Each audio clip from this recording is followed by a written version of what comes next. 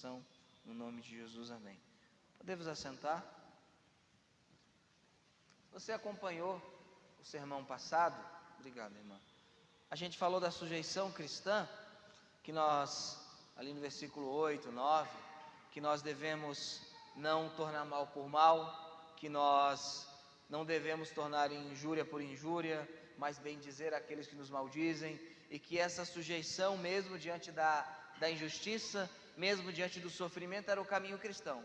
E Pedro aqui ele vai finalizar o tema, por hora, da sujeição cristã, dando novamente o exemplo de Jesus Cristo. Se no capítulo 2, no final do capítulo 2, ele dá o exemplo de Jesus Cristo, aqui ele se aprofunda mais, e fala que o exemplo de Jesus Cristo, ao se sujeitar ao sofrimento, conduziu a sua vitória e exaltação. Por isso, da mesma maneira, exemplificando a vida de Jesus Cristo, nós devemos também nos sujeitar ao sofrimento.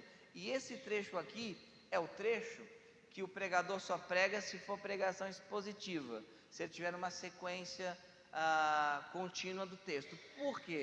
Porque é um dos textos mais difíceis do Novo Testamento. Obviamente, quando eu decidi expor 1 de Pedro, eu sabia que eu chegaria nessa parte. E eu acredito que nesses quase 7 meses, falando continuamente do Evangelho, daquilo que é básico do Evangelho, diga-se de passagem, a gente pode se aprofundar mais um pouquinho.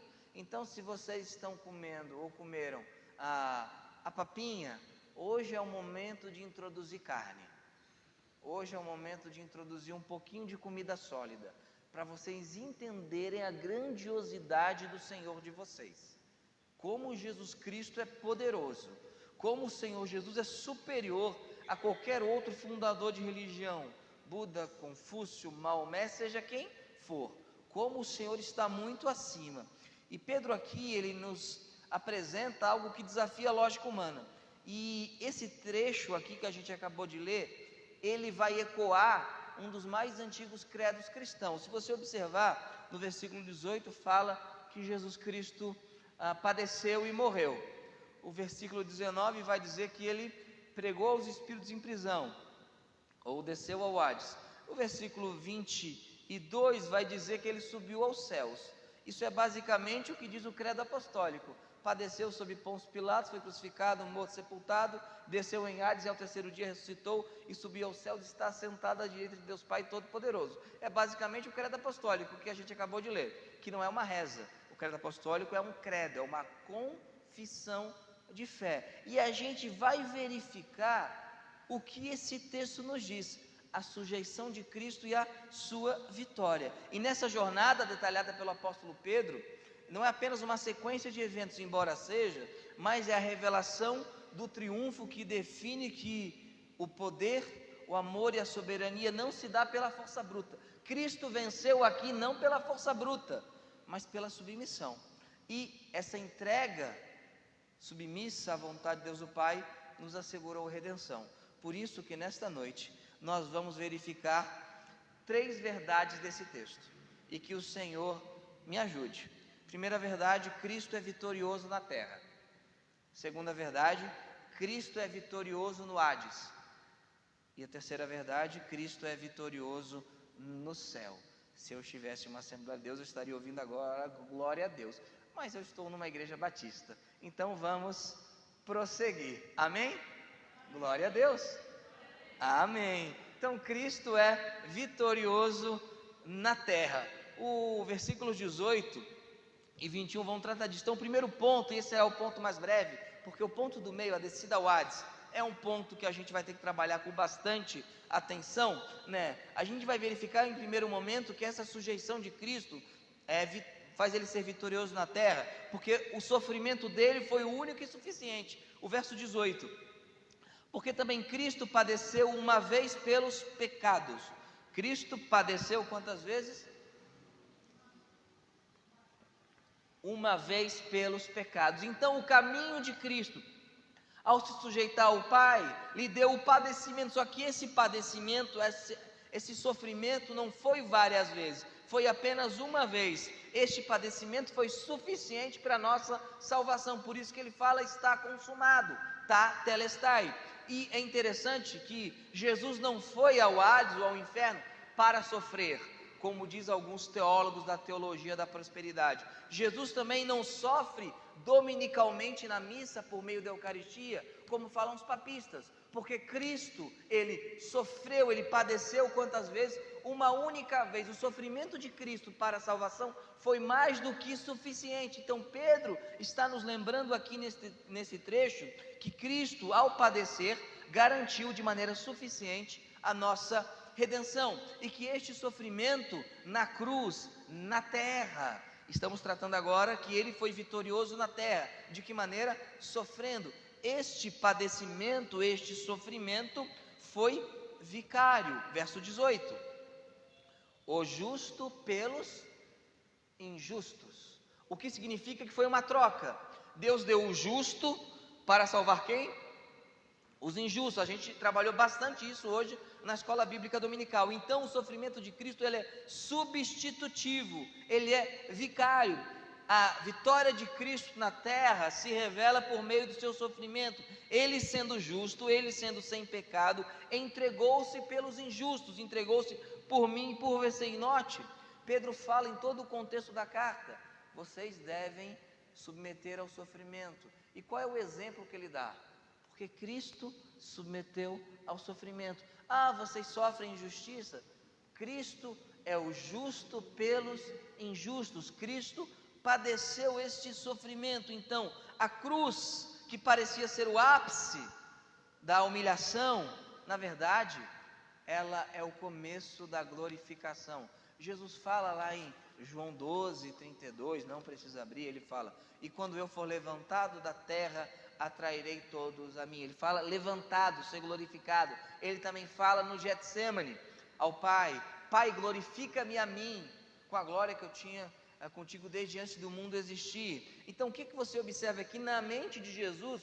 Embora a cruz seja o estado em que ele receba a ira de Deus, também é o início da sua exaltação. Por quê? Porque a cruz vai nos dar a vitória sobre o pecado. E aqui vai dizer, no versículo 18, o justo pelos injustos, para o quê? Nos levar-nos a Deus, mortificado na carne, mas vivificado pelo Espírito. O versículo 19 e 20 é um parêntese no próprio texto, então não é uma sequência exatamente. Mas o que está dizendo? Ele foi mortificado na carne, foi morto. Mas ele ficou morto? Não, ele foi vivificado por quem? Pelo Espírito. Algumas traduções podem colocar vivificado no Espírito, só que a melhor tradução aqui é a CF, que diz vivificado pelo Espírito. Também está na corrigida e está nas traduções mais antigas. O que isso quer dizer? Que ao se entregar ao sofrimento, ao se entregar vicariamente em nosso favor, ele foi ressuscitado pelo Espírito de Deus. Então Pedro nos lembra que embora Jesus tenha morrido na cruz pelos nossos pecados, recebendo a si mesmo a ira de Deus, Deus, o Pai, o ressuscitou por meio do Espírito. Então ele vence a morte, ele domina a morte na sua ressurreição.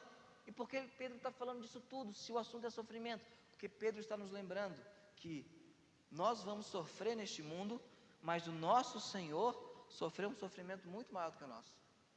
Pedro fala: vocês vão padecer, vocês podem ser perseguidos, mortos. E na época Nero estava perseguindo a igreja, ou uma parcela da igreja. Ele fala: mas lembrem-se que Cristo, que padeceu uma vez pelos pecados, ele morreu mortificado na carne, foi ressuscitado. Essa não é a nossa esperança também? Quando nos batizamos, nós estamos sendo sepultados com Cristo e ressuscitados com Cristo. Nós estamos dizendo que nós, apesar deste mundo, nós vamos ressuscitar também. E Pedro, aqui no primeiro ponto, que será o mais breve hoje, devido ao segundo ponto, vai nos lembrar que o seu sofrimento no passado nos abençoa hoje. Versículo 21. Aqui ele está falando de Noé, no versículo 20, correto? De dilúvio. E o que lembra dilúvio? Água, muita água. Aí ele vai linkar o dilúvio com o quê? Com o batismo. Então, para ter batismo tem que ter o quê? Água, uma boa quantidade de água, Aí ele fala que também como uma verdadeira figura agora vos salva, o batismo. Não do despojamento da imundícia da carne, mas da indagação de uma boa consciência para com Deus, pela ressurreição de Jesus Cristo. Ele não está dizendo que o batismo salva, porque ele fala que não é o despojamento de uma roupa, mas a indagação de uma boa consciência. Do que ele está falando? De que tipo de batismo que ele está falando aqui? Aqui ele fala obviamente do batismo pelo Espírito Santo, que é quando você recebe o Salvador Jesus Cristo, e ele então te imerge no corpo de Cristo e te regenera. Então ele fala, olha, o que aconteceu com vocês quando vocês se converteram, esse batismo no Espírito, ele é tipificado pelo batismo nas águas. Então, vocês, pela morte de Cristo, vocês foram salvos, assim como o dilúvio marcou um novo começo para Noé e para sua família, uma salvação para eles. O batismo também faz isso, porque ele aponta a morte, o sepultamento, a imersão e a ressurreição de Jesus Cristo. Por isso que Pedro aqui está linkando o batismo com o dilúvio, porque no dilúvio o que aconteceu com todas as coisas da terra foram imergidas, foram batizadas. Aí ele fala, esse batismo que salvou Noé salva vocês, mas ele fala que é uma figura, não que o ato do batismo em si salva, porque ele é uma figura, mas aquilo que ele expressa salva. Então quando nós nos batizamos, ele fala, nós estamos tratando do Evangelho, falando da ressurreição de Cristo, porque ele purifica a nossa consciência. Então Pedro aqui ele está dizendo uma coisa fundamental, que a vitória de Cristo é proclamada na terra com sua ressurreição.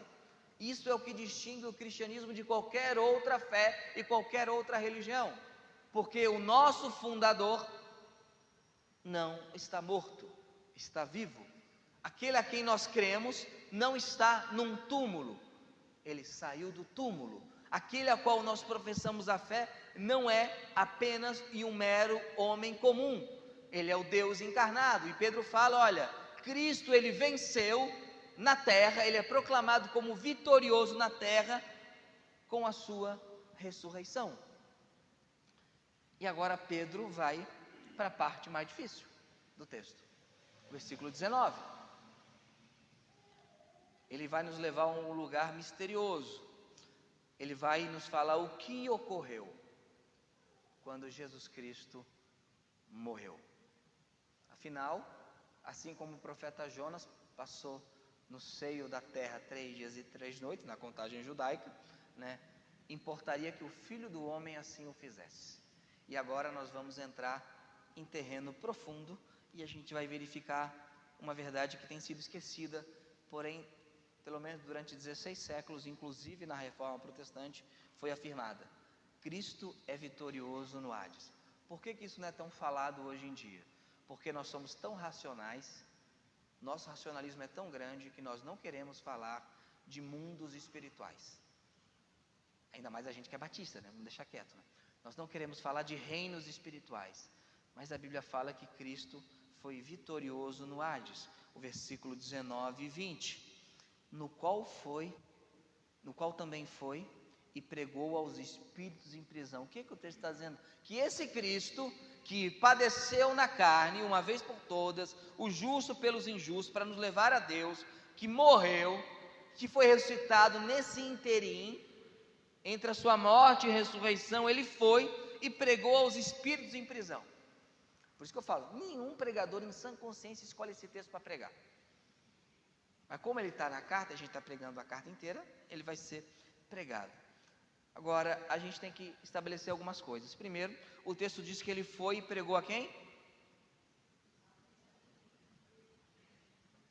Então, a gente tem que dizer duas coisas. Primeiro, que ele foi. Se ele foi a algum lugar, correto? E qual é o contexto aqui? Está falando de quem? De Jesus, correto? Então, Jesus foi a algum lugar. E ele pregou a um grupo, a alguém. Quem é esse alguém? Os espíritos em prisão. Então devemos definir aqui, pelas escrituras, quem são esses espíritos em prisão. E a gente vai verificar isso no texto. Aqui fala, no qual também foi e pregou aos espíritos em prisão, os quais no outro tempo foram rebeldes, quando a longanimidade de Deus esperava no dia de Noé, enquanto se preparava a arca, no qual poucas, isto é, 8 almas se salvaram pela água. Então, espíritos que hoje estão em prisão, mas que desobedeceram longínquamente, especificamente nos dias de Noé. Então a gente vai verificar isso daqui. E eu tenho certeza que no final do sermão você vai ter uma noção muito mais profunda do que Jesus Cristo fez na cruz. E você vai entender aquela frase: não me detenhas, ainda não subi para meu Pai. Já ouviram essa frase? Jesus fala a Maria: não me segure, não me detenhas, calma, tem que fazer uma coisinha ainda, calma. Então a gente vai verificar. Essa passagem tem sido objeto de muita discussão teológica, mas a essência dela é clara. Cristo, após a sua morte na carne e antes da sua ressurreição, desceu a um lugar de espíritos em prisão. Algumas pessoas, especialmente reformados, vão dizer que pregar aos espíritos em prisão é que Cristo, através de Noé, pregou aquelas pessoas. Isso é uma exegese muito ruim. Eu vou dizer uma exegese preguiçosa do texto, uma exegese covarde do texto. Então, a partir de João Calvino especificamente, mas começando com Agostinho, vão dizer: não, Jesus não foi a lugar nenhum. Aqui é que ele pregou através de Noé. Se vou te botar numa sala escura, quer dizer, uma sala trancada com uma luz para você ler a Bíblia, e você nunca leu nenhum comentário bíblico, você não vai chegar a essa conclusão, porque não é isso que o texto diz. Então, aqueles que falam: Jesus ali foi pregar a Noé, né, pregou por meio do Espírito que estava em Noé, porque Noé tinha o Espírito de Cristo, não é isso que diz o texto. Agora, o que diz o texto? Que ele pregou a espíritos em prisão. Então a gente vai para a Bíblia. A Bíblia nunca chama ímpio de espírito em prisão, em nenhum local. Vamos abrir em Mateus 8,16, para a gente identificar esses espíritos em prisão. Mateus 8,16.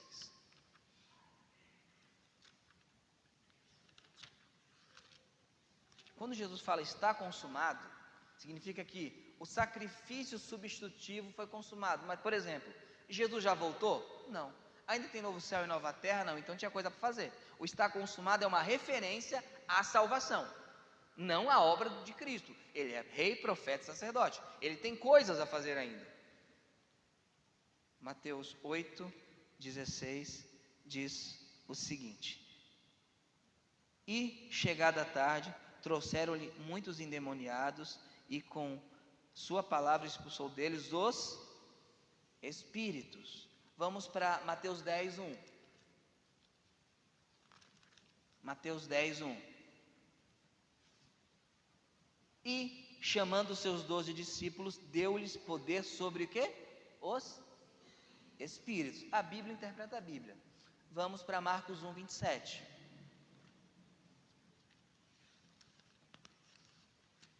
Marcos 1:27.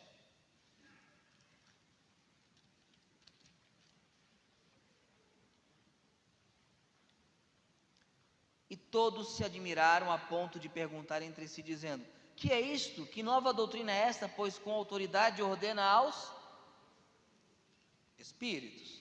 Vamos para 1 Timóteo 4:1. Identificar quem são esses espíritos. Até agora, as Escrituras estão chamando de espíritos os demônios. 1 Timóteo 4:1. Mas o Espírito expressamente diz que nos últimos tempos apostatarão alguns da fé, dando ouvidos a espíritos enganadores. Então, nas Escrituras, com exceção de Hebreus capítulo 12, que a gente vai ver mais à frente, ali se trata de justos, não de ímpios. Deus nunca chama ímpios de espíritos em prisão. E quando ele trata de espírito, ele está falando de quê? De demônio, né? Então, pastor, eu vi um espírito. Aí você fala o quê? Você já repreende em nome de Jesus Cristo, porque se você vê um espírito, ele trata do quê? De um demônio, né? Meu pai faleceu já há muito tempo, né? Aí eu sou o único crente da família. Eu sempre falei: se um dia meu pai aparecer para mim, eu vou falar: está repreendido em nome de Jesus, né? Porque não seria ele, obviamente. Então, os pais da igreja, unanimemente, anterior a Agostinho, afirmavam que esses espíritos, eles não faziam referência às pessoas que Noé pregou através do seu sermão há muito tempo atrás. Nunca foi dito isso. Outra coisa importante, vamos abrir em 2 Pedro, capítulo 2, versículo 4. Quem melhor para interpretar Pedro do que o próprio apóstolo Pedro? Pedro 2,4. E note bem umas coisas interessantes. A gente viu ali que Jesus foi e pregou a espíritos em prisão. Agora olha o que Pedro fala aqui no versículo 4 de 2 Pedro capítulo 2. Porque se Deus não poupou aos anjos que pecaram, mas havendo-os lançado no inferno, os entregou ao quê? A cadeias da escuridão, ficando reservado ao juízo. Ora, aqui a palavra de Deus fala o seguinte, que esses anjos estão no inferno. A palavra aqui inferno é Tártaro, né? E eles estão entregues ao quê? A cadeia. Eles estão presos ou soltos? Então, algum grupo de anjos, se eu vou ver o contexto aqui, também está citando Noé, um grupo de anjos, que deve ser os melhorzinhos, que já estão presos, né? Deus, ele não poupou esses anjos, lançou eles no inferno, já estão no Tártaro, e eles estão em cadeias. Então Pedro aqui estabelece uma conexão muito clara. Os anjos que pecaram em 2 Pedro 2,4 são os mesmos espíritos em prisão a quais Cristo proclamou sua vitória em 1 Pedro 3,19. Ambas as passagens referem-se a seres sobrenaturais confinados por sua desobediência. E é interessante que as nossas traduções, elas sempre colocam inferno, inferno, inferno, inferno, inferno, só que são palavras distintas, dependendo do contexto. Por exemplo, às vezes está inferno, é Hades, às vezes está inferno, é Guiena, às vezes está inferno, é Tártaro. Aqui é Tártaro, né? Aqui é Tártaro. Eu sou da opinião que não devia traduzir nada por inferno, com exceção do Guiena, que é o lago de fogo. Devia ser tudo ou Sheol no Antigo Testamento, ou Hades no Novo Testamento, ou Tártaro no Novo Testamento, para não dar a confusão que dá. Mas já estabeleceram isso, a gente tem que entender pelo contexto do que ele está falando. E aqui a palavra é Tártaro, significa o mais profundo abismo. Então tem um grupo de demônios que estão no Tártaro, no mais profundo abismo. Lembra quando Jesus chega para os endemoniados, eles falam: vieste nos atormentar, não nos mande para o abismo, nos mande para os porcos, não nos mande para o abismo. Então o abismo, o Tártaro, é o local que alguns demônios estão. Então, pela passagem de 1 Pedro, esses espíritos em prisão, em 2 Pedro, são anjos que estão presos no Tártaro. Vamos abrir em Judas, porque Judas é uma interpretação de Pedro. Uma das minhas teses de seminário foi que a epístola de Judas era um comentário de Judas a 2 Pedro. Judas 1,6.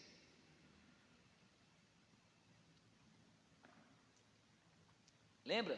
Os demônios: vieste nos atormentantes do tempo, não nos lance no abismo, no Tártaro. Diz o seguinte: e aos anjos que não guardaram o seu principado, mas deixaram sua própria habitação, reservou na escuridão e em o quê? Prisões eternas, até o juízo daquele grande dia. Ora, 1 Pedro, 2 Pedro e Judas estão falando da mesma coisa. É inequívoco, essa é a única exegese possível do texto.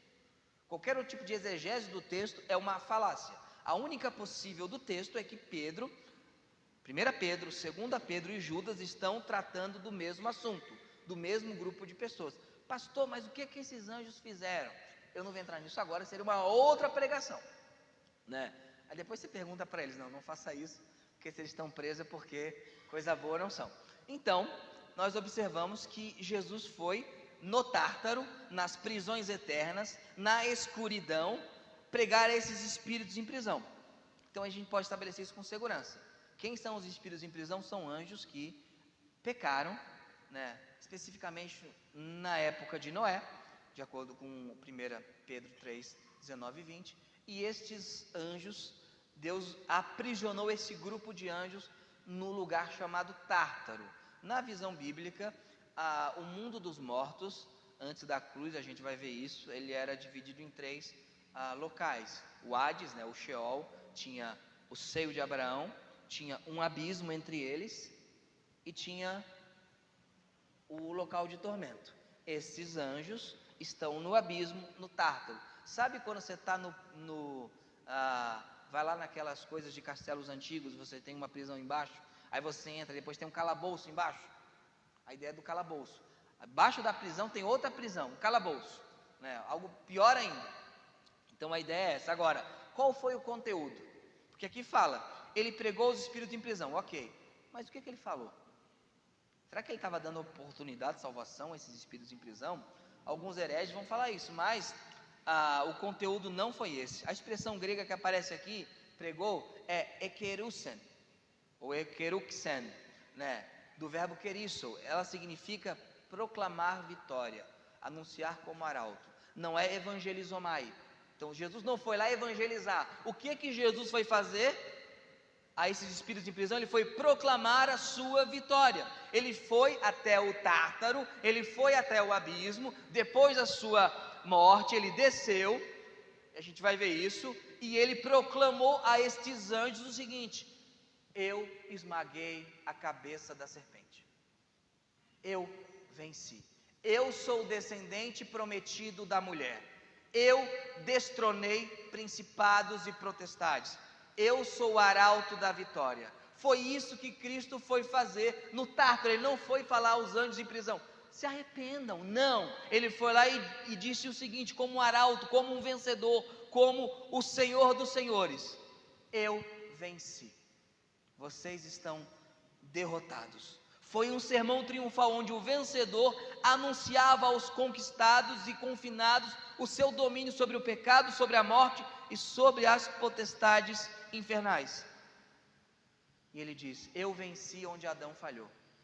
Você imagina a cena gloriosa e linda, Cristo morrendo, indo ao Hades, e a gente vai ver isso, e anunciando o seu total triunfo sobre o inferno, porque Cristo triunfou sobre o inferno. Vamos abrir em Atos capítulo 2, versículo 27 e 31. Então Cristo, quando morreu, ele não ficou tocando nuvenzinha no céu: estou esperando aqui da 3 dias, depois eu volto. Ele não foi fazer isso, faz algo muito maior, muito superior. Cristo venceu em todo lugar existente na criação, nos céus, na terra e debaixo da terra. Ele foi o vencedor. Atos capítulo 2, versículo 27. Pois não deixarás a minha alma no inferno, nem permitirá que o teu santo veja a corrupção. Algumas traduções aqui, contrariando 1900 anos de tradução bíblica, vão traduzir aqui: e não deixarás a minha alma na sepultura, nem permitirás que o teu santo veja a corrupção. Porém, se você observar o texto, a parte física está na parte B: nem permitirás que o teu santo veja a corrupção. Está falando aqui de sepultura. A parte A do texto não fala de sepultura, até porque a expressão sepultura vai aparecer aqui no versículo 29 de Atos capítulo 2. Homens irmãos, seja-me lícito dizer-vos livremente acerca do patriarca Davi, que ele morreu e foi sepultado, e entre nós está até hoje a sua sepultura. A palavra que aparece no verso 27 é Hades, a palavra que aparece no verso 29 é Mnema. São palavras distintas. Se Lucas quisesse dizer que aqui é sepultura no verso 27, ele não usaria Hades, não faria isso. Então Lucas está dizendo que a alma de Cristo não foi abandonada no Hades, não foi deixada no Hades. E a gente observa o uso de Lucas da palavra Hades em outros dois textos. Vamos abrir em Lucas 10:15. Por isso que eu falei, hoje não é leitinho, hoje a comida é mais sólida. Lucas capítulo 10, versículo 15.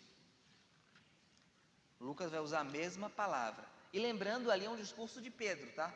Pedro está discursando e Lucas está citando o mesmo Pedro que escreveu as duas epístolas, que fala que Cristo foi e pregou aos espíritos em prisão.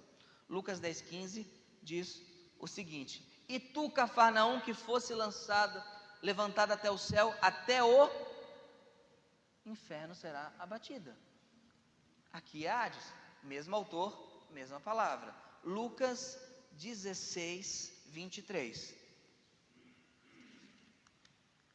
Lucas 16:23 vai utilizar da mesma palavra.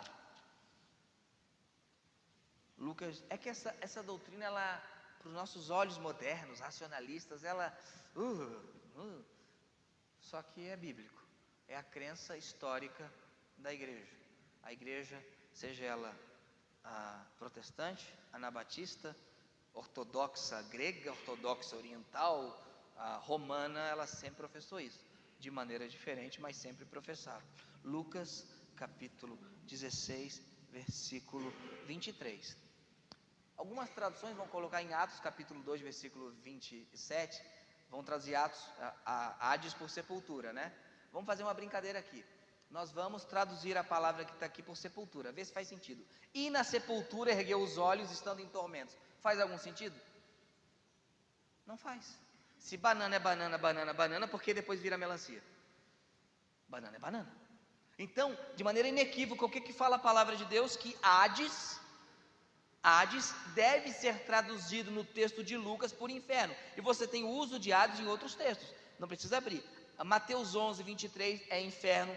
Mateus 16, 18, e as portas do não prevalecerão contra a igreja, é inferno. Apocalipse 6, 8 é inferno. Apocalipse 1, 18, eis que tem as chaves da morte e do inferno. Apocalipse 20, versículo 13 e 14 é inferno. O único lugar, talvez, que pode traduzir Hades por sepultura é em 1 Coríntios 15, 55, único, e ainda há um debate. Todos os outros devem ser traduzidos por inferno ou deixar Hades. O que significa então que Jesus Cristo foi ao Hades. Cristo, quando morreu, ele foi ao Hades. Mas, pastor, Jesus falou que entregou seu espírito ao Pai. Sim, mas ele falou para botar onde? Entrega o meu espírito. Tá, todos os espíritos vão para onde? Vão para Deus. Veio do pó tu vai, e o espírito volta a quem? A Deus que o deu. Até dos ímpios, dos justos, dos injustos. Mas o ladrão estaria no paraíso. É que a gente vai ver mais depois. O paraíso nem sempre esteve no terceiro céu, onde Paulo foi, porque tem a parábola do rico Lázaro. Então Cristo foi ao Hades. Essa é a crença unânime. Justino Mártir, no ano 100 ao ano 155, afirma isso. Irineu de Leão, no ano 125 ao ano 202, afirma isso. Tertuliano, no ano 155 ao ano 220. Aqui eu vou citar Tertuliano porque eu gosto mais dele que dos outros dois. Diz o seguinte: Cristo, Deus também, porque também o homem Cristo está morto e foi sepultado de acordo com as Escrituras, e também o homem Cristo desceu ao inferno.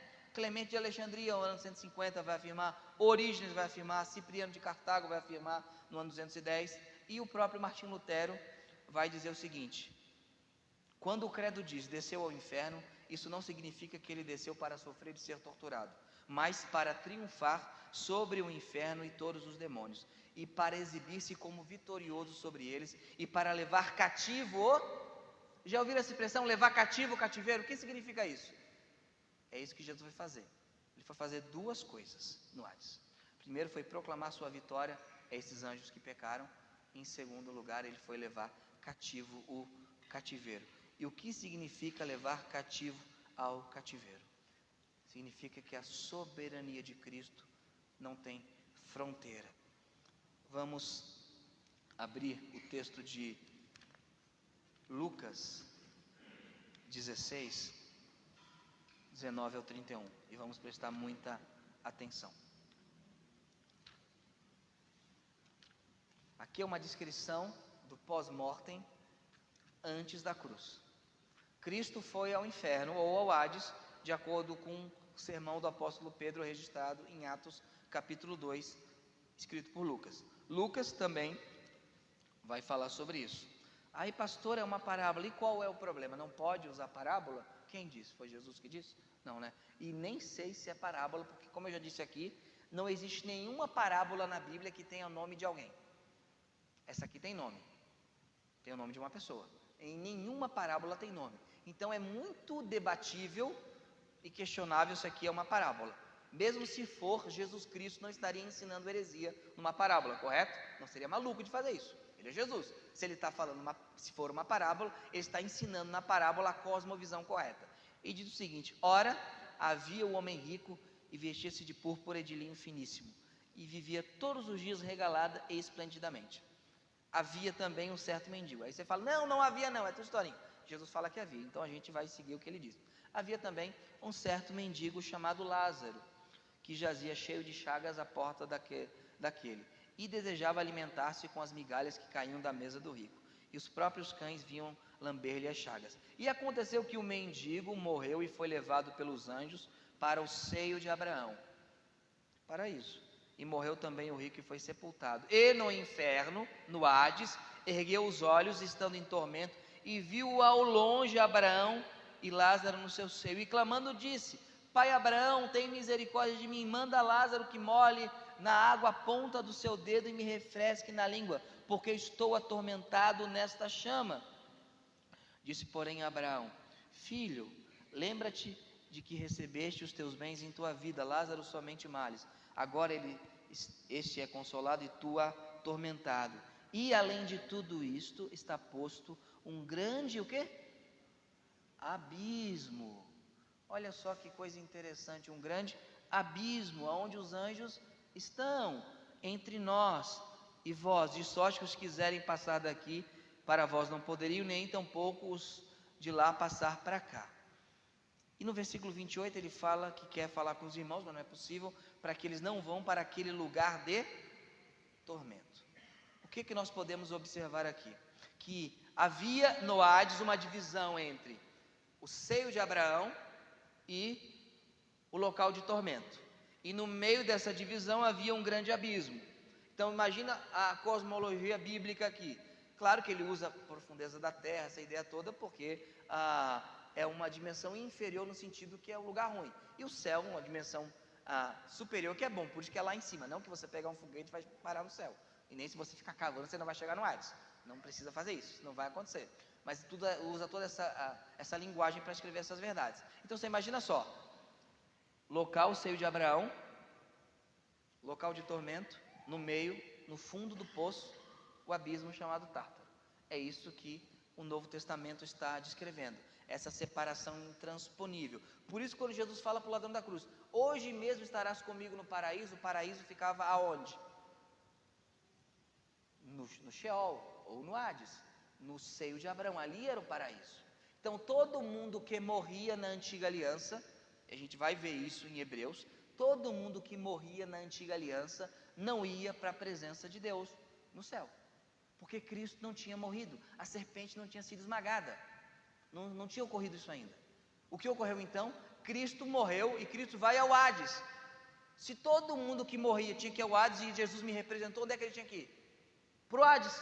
E ele foi para o Hades, e ele foi no seio de Abraão, e ele foi naquele seio de Abraão fazer o que? Levar cativo o cativeiro. Mas note bem, ali em Hebreus, capítulo 11, versículo 39, a gente não tem ideia de como a cruz foi maravilhosa, e o que Jesus Cristo fez na cruz. Se o diabo soubesse o que Jesus ia fazer, ele não tinha colocado no coração de Judas para trair Jesus. Mas Paulo fala que era algo encoberto aos olhos de todo mundo, o que aconteceria na cruz. Hebreus capítulo 11, versículo 39.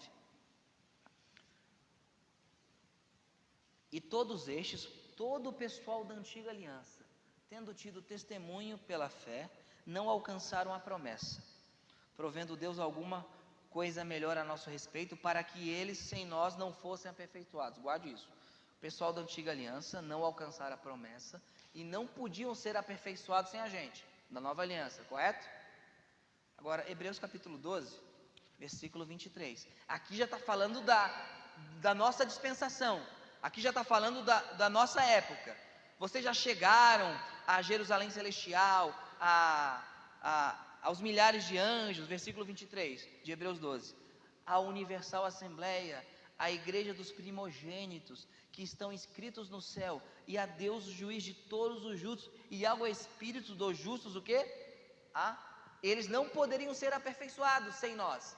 Jesus veio, agora eles foram aperfeiçoados conosco. É isso que Jesus foi fazer, mas para isso ele teve que fazer uma coisa. Vamos abrir em Efésios capítulo 4, versículo 8.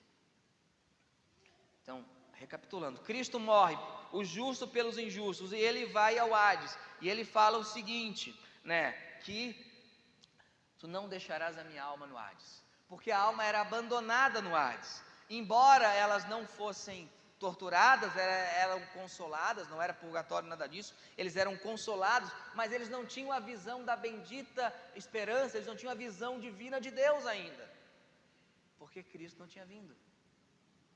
Eles não foram aperfeiçoados ainda. Cristo vem, Cristo vai em primeiro lugar ao Tártaro. Olha só, que coisa maravilhosa e linda. O trono, correto? Encarnação, cruz, Tártaro, lugar de tormento para anunciar a vitória, seio de Abraão, chegou, está subindo, não está? Ressurreição, ascensão, trono. Ele fez um V. Foi isso que Cristo fez no seu período de cruz. Olha aqui que diz Efésios 4:8. Por isso diz, subindo ao alto, Cristo quando subiu, levou o quê? Levou o cativo, o cativeiro e deu dons aos homens. Então ele pegou o que mantinha cativo, o seio de Abraão, e levou cativo o cativeiro. Ora, isto, ele subiu, que é senão também aquele que tinha descido às partes mais baixas da terra. Aquele que desceu é também o mesmo que subiu acima de todos os céus, para cumprir o quê? Todas as coisas. Algumas traduções vão colocar em rodapé, as partes mais baixas da terra significa a terra. Não significa, em nenhum texto na literatura grega dos primeiros 3 séculos significa isso. Isso é uma invenção, porque a partir da reforma protestante, com João Calvino, se achou feio demais essa doutrina, embora ela seja gloriosa, sei que o pessoal não gosta.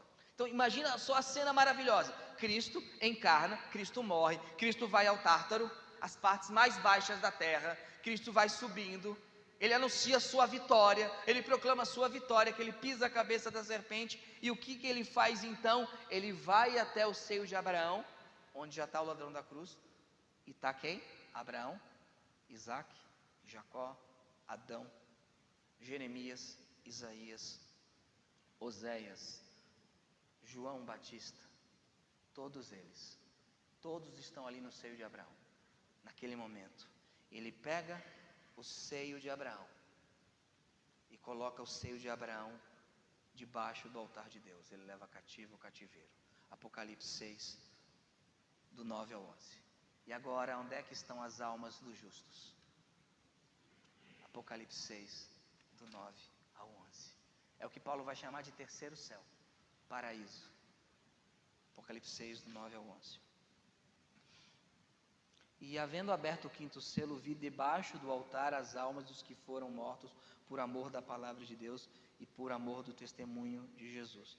Até o 9 está bom, porque depois vai falar que eles têm que descansar um pouquinho até que o número de servos seja morto. Mas note bem, Paulo fala, eu prefiro partir e estar com Cristo, que é incomparavelmente melhor.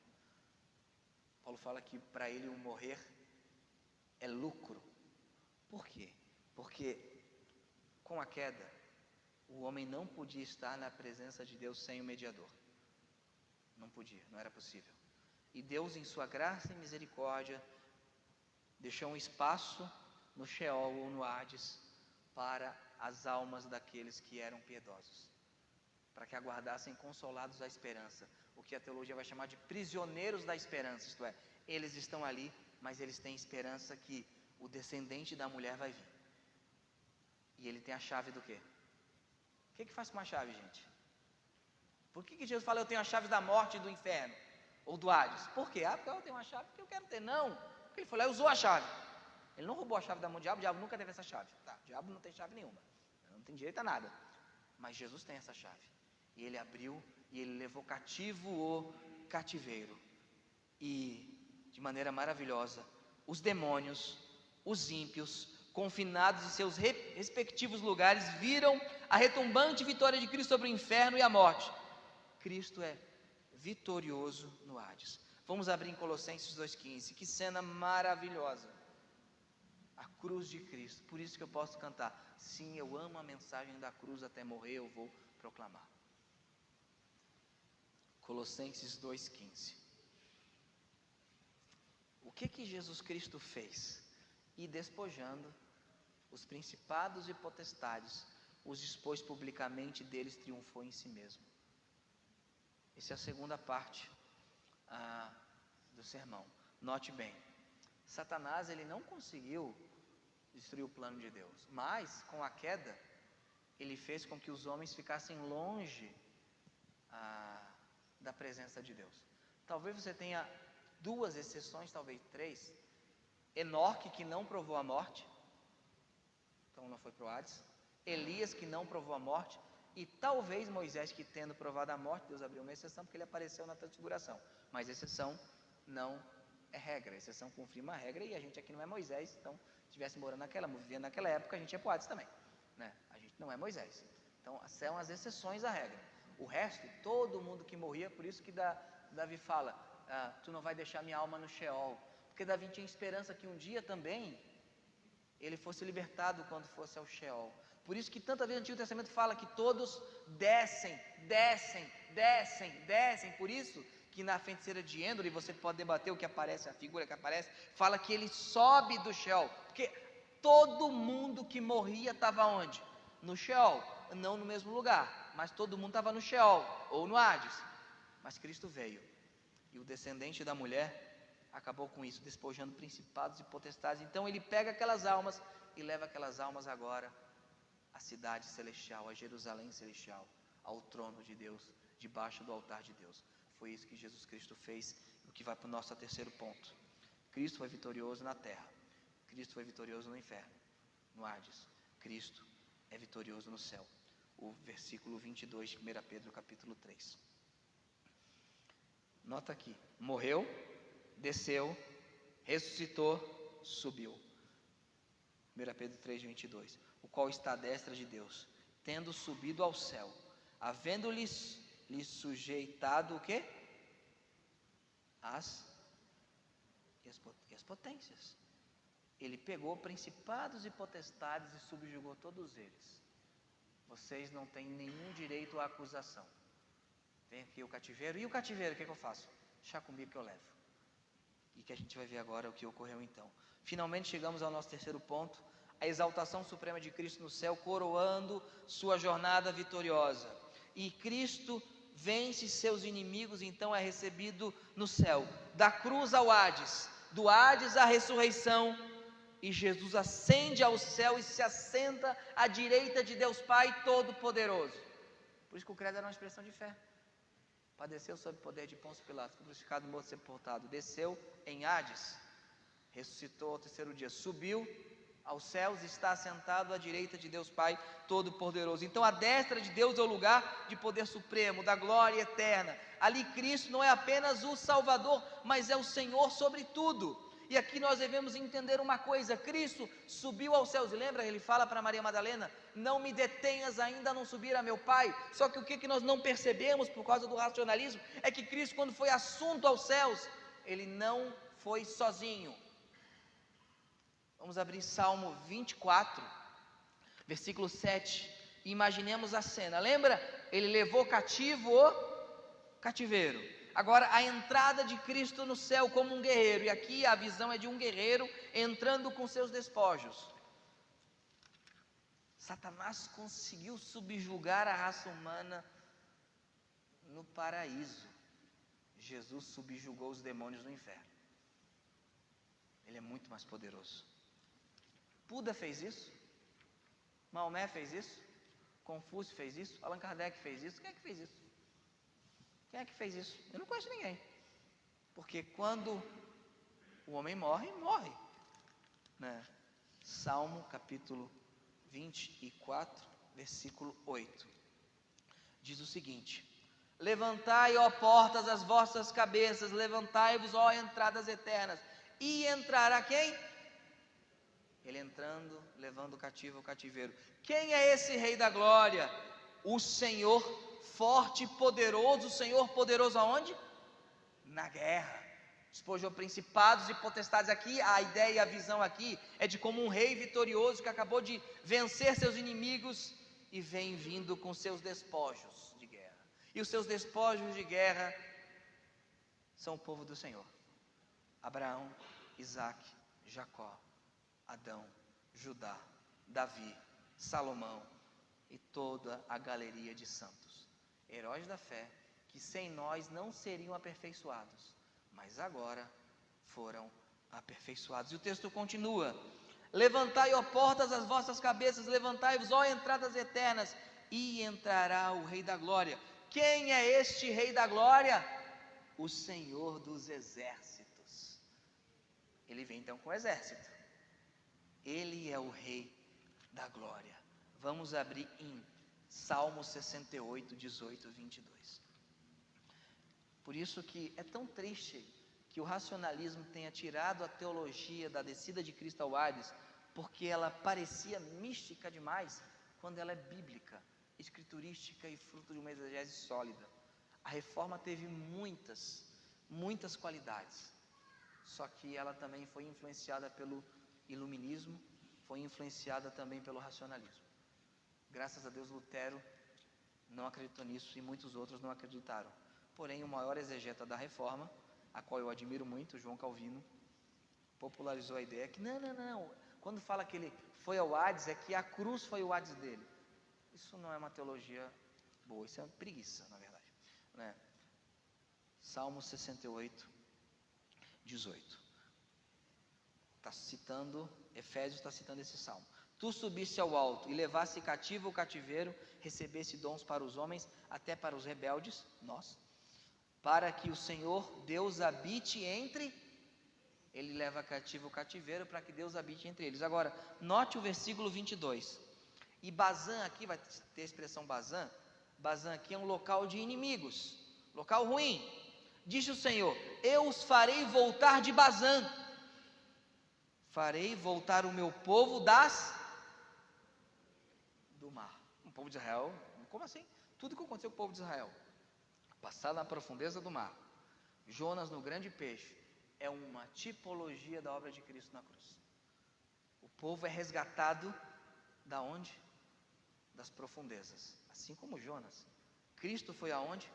Assim como Jonas, eu ficarei no seio da terra 3 dias e 3 noites. Então, esse salmo, Salmo 24, Salmo 68, pintam a imagem exata de Cristo, o grande guerreiro, após derrotar as hostes do mal no Hades e despojar o inimigo. Ele entra já glorificado no céu, e ele não retorna sozinho, ele leva com ele as almas de todos os justos da antiga aliança que estavam no seio de Abraão. Essas almas são colocadas debaixo do altar de Deus, até a vitória completa na vinda de Cristo. E para finalizar, meus irmãos, por que Pedro fala disso tudo? Ele fala: Cristo se sujeitou à humilhação e Cristo foi exaltado.